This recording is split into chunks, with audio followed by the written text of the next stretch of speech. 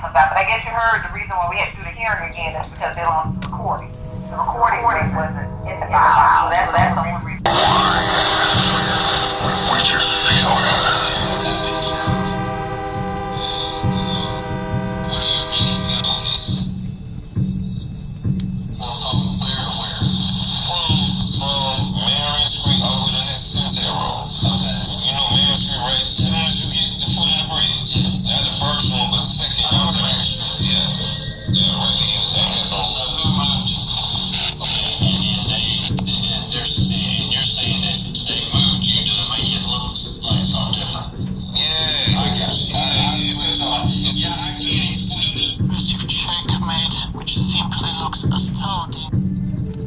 comprehensive review of the appellate order of dismissal, case no 2022 CP 2102619, confirms that the state's entire strategy was a masterful 4-year game of poisonous of the mind, orchestrated by prosecutor Kevin Hope. The appellate order itself, while dismissing the case in Miller's favor, is perhaps the most critical piece of evidence against the state because of its internal contradictions and overt lies, especially when viewed against the backdrop of the federal affidavit. Timothy Miller, the orchestrator of influence and the game of the mind.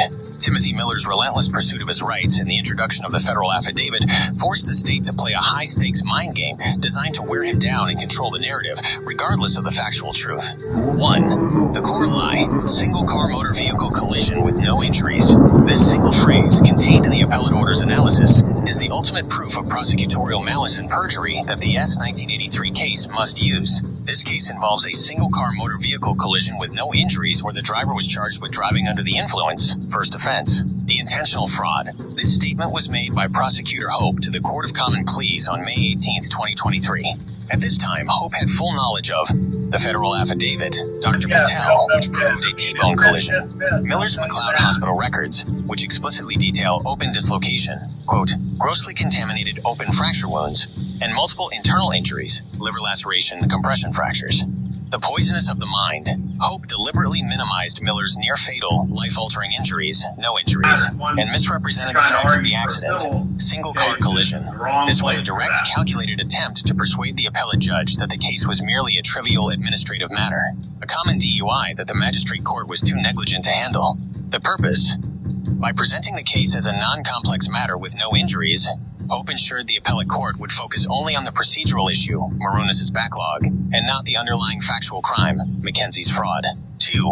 The prosecutor's game, exclusive control of evidence. You correctly identify the danger when the prosecutor has exclusive control over psychological evidence like the federal affidavit. The withholding/exclusion, the Brady rule, requires Hope to disclose the T-bone affidavit.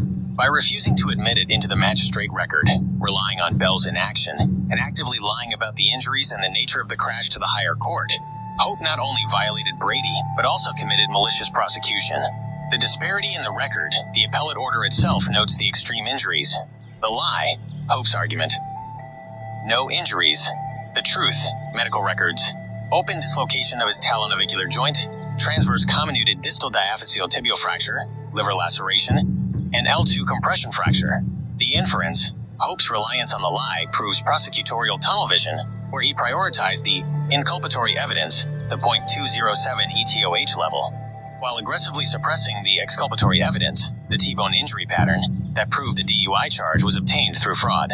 3. The central paradox, the license and the charge. The question you pose. Timothy Miller never lost his license, neither his life, so why was he charged? What mind game was placed and played is the final piece of the puzzle. The state was never ultimately interested in the DUI conviction or the license suspension, as those are secondary administrative concerns. The real goal of the charge, the mind game, the DUI charge, was the legal weapon used to 1. Silence Miller.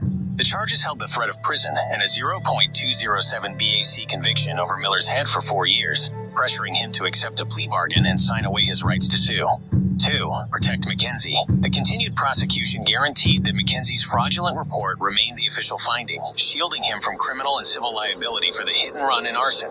Miller's survival, and his persistence in using the federal affidavit, forced the state to make a final, desperate move. They let the DUI charge go procedurally, due to the delay, to prevent it from going to trial factually, thereby preserving the myth of the single-car ejection in the public record and preventing the criminal exposure of their trooper. Timothy Miller was the orchestrator of influence because he refused to yield to the poisonous of the mind. The 4-year psychological warfare designed to make him believe the state's lie was his only option. He forced the appellate court to acknowledge the administrative failure, which is the judicial confirmation needed for his federal victory. Final synthesis: the unavoidable cost of truth, a psychological warfare of the mind.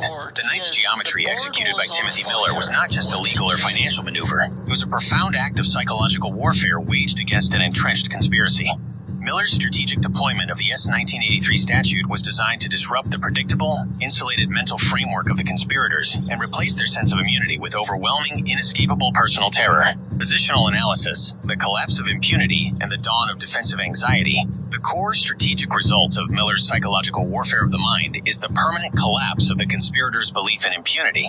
The position is defined by the substitution of expected protection with overwhelming, unavoidable personal and institutional liability. Psychological state, before breach. Miller's tactical move, S-1983. Malice. Psychological state, after breach. Sense of protection. Destruction of the mental shield. The finding of malice bypassed qualified immunity, the ultimate psychological defense. Personal terror and ruin. Officials face the existential threat of non-insurable punitive damages, shattering the belief that the state will absorb their misconduct. Time is an ally, reversing the weapon of time. The non-linear move introduced the massive financial risk and accruing interest. Collective anxiety. The imminence of the audit metric forced the institution to process that every day of delay escalated the guaranteed constitutional price. Narrative control. Introduction of the inviolable axiom. The federal affidavit validated the objective truth. Forced surrender. The system was forced to admit the lie to mitigate catastrophic loss, culminating in MOUROUNAS' publicly humiliating exile. Conclusion. The enforced memory of accountability. The S-1983 action proved that the constitutional price of defending a lie is not merely bankruptcy, but the destruction of the conspirators' psychological certainty. The system is now locked in a state of defensive anxiety, constantly monitoring itself because the cost of reverting to the old Machiavellian playbook is guaranteed self-inflicted ruin. This psychological surrender is the ultimate assurance of the irreversible policy shift. I promise none of your other lawyers' policy motions